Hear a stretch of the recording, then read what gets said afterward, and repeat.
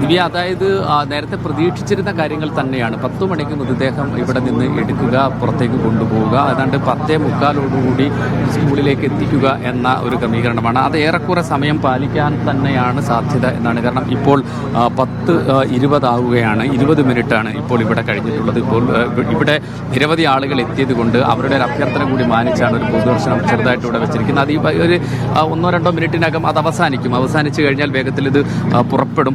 പക്ഷേ അധിക സമയം തേവലക്കരയിൽ എത്താൻ എടുക്കില്ല. പക്ഷേ ഈ വിലാപയാത്രയ്ക്ക് സമാനത സൃഷ്ടിക്കും എന്ന ഒരു കാര്യമുള്ളത് കൊണ്ടാണ് ആ ഒരു താമസം ഒരുപക്ഷെ ഉണ്ടായേക്കാം.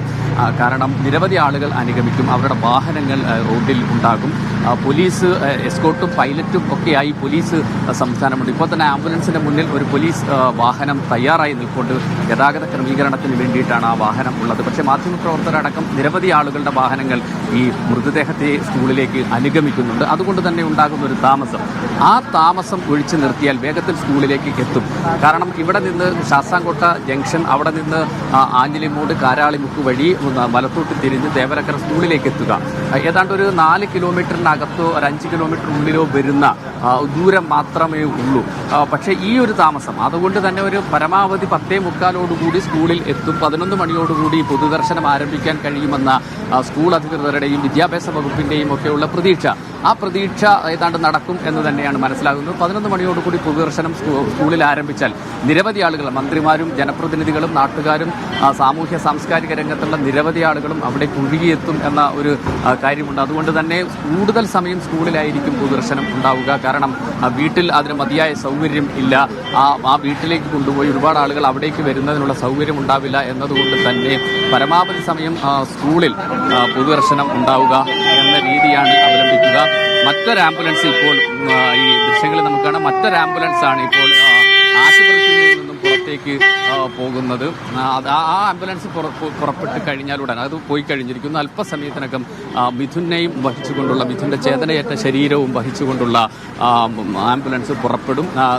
ഇവിടെയുള്ള പൊതുദർശനം, ചെറിയ തോതിൽ നടത്തിയിരുന്ന പൊതുദർശനം അവസാനിപ്പിച്ചിരിക്കുന്നു. ആംബുലൻസ് പുറപ്പെടുകയാണ്. അല്പസമയത്തിനകം ഇവിടെ നിന്നും ഈ കോമ്പൗണ്ടിൽ നിന്നും പുറത്തേക്ക് ആണ് ഇറങ്ങുക. ആശുപത്രിയിൽ നിന്ന് പുറത്തേക്ക് ഇറങ്ങുക എന്ന ഒരു ചെറിയ വഴിയാണ് ഉള്ളത്. ഈ കോൺക്രീറ്റ് റോഡിലൂടെ പുറത്തേക്ക് ഇറങ്ങുമ്പോൾ തന്നെ ശാസ്താംകോട്ട ജംഗ്ഷനിലേക്കാണ് എത്തുക. ശാസ്താംകോട്ട ജംഗ്ഷനിൽ നിന്നും മൃതദേഹം വഹിച്ചുകൊണ്ടുള്ള ആംബുലൻസ് നേരെ ആഞ്ഞിലിമൂട് കാരാളിമുക്ക് വഴിയാണ് നേരെ തേവലക്കരയിലേക്ക് എത്തുക. തേവലക്കര സ്കൂളിലേക്ക് വേഗത്തിൽ എത്തിക്കാനുള്ള ഗതാഗത ക്രമീകരണം പോലീസിൻ്റെ ഭാഗത്തു നിന്ന് ഉണ്ടാവുന്നുണ്ട്. പോലീസിൻ്റെ ഭാഗത്തു നിന്ന് അതുണ്ടാകുമെങ്കിൽ പോലും നിരവധി വാഹനങ്ങൾ ഈ ആംബുലൻസിനെ അനുഗമിക്കുന്നത് കൊണ്ട് തന്നെ അതിൻ്റെ വേഗത കുറയും എന്ന കാര്യം ഉറപ്പാണ്.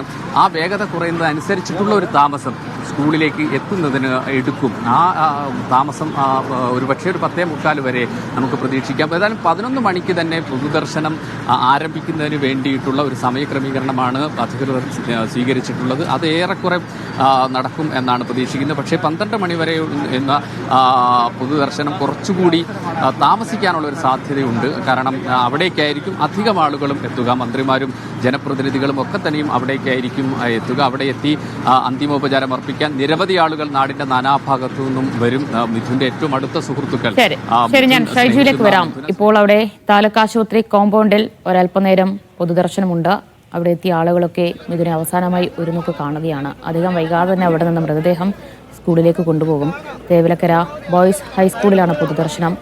കളിച്ചുല്ലസിച്ച മിഥുൻ ഒരുപാട് സ്വപ്നങ്ങൾ കണ്ട ആ സ്കൂൾ മുറ്റത്തേക്ക് അവസാനമായി മിഥുൻ ഒരിക്കൽ കൂടി എത്തുകയാണ്. പക്ഷെ അത് ചേതനയേറ്റ ശരീരമായാണ് അവിടെ എത്തുന്നത് എന്നതാണ് ഏറ്റവും വലിയ വേദന നൽകുന്ന കാര്യം. അവിടെ കാത്തിരിക്കുകയാണ് മിഥുൻ്റെ സഹപാഠികളും അധ്യാപകരും ഒക്കെ അന്ത്യാഞ്ജലി അർപ്പിക്കാൻ, അവസാന യാത്ര മൊഴിയേക്കാൻ. അവിടെ എല്ലാ ക്രമീകരണങ്ങളും പൂർത്തിയായി കഴിഞ്ഞിട്ടുണ്ട്.